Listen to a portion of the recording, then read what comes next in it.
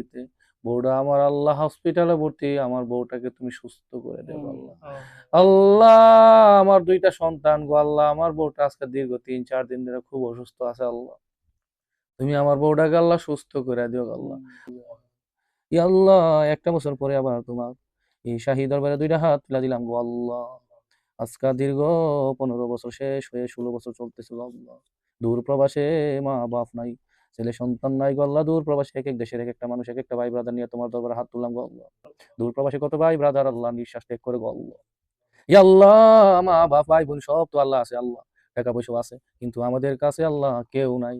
আমরা এক এক দেশের এক একটা ভাই ব্রাদার গো আল্লাহ, বছরের পর বছর পরে থাকি বিদেশ। ইয়া আল্লাহ, আমাদের অসুখ বিসুখ হলে নিজেদেরকে দেখতে হয়, একমাত্র তুমি বড় সামান আল্লাহ। ইয়া আল্লাহ, আমার পরিবার পরিজন আল্লাহ দেশে আছে গো আল্লাহ। মা আল্লাহ খালি বাড়িতে, বউটা আমার আল্লাহ হসপিটালে ভর্তি, আমার বউটাকে তুমি সুস্থ করে দেবো আল্লাহ।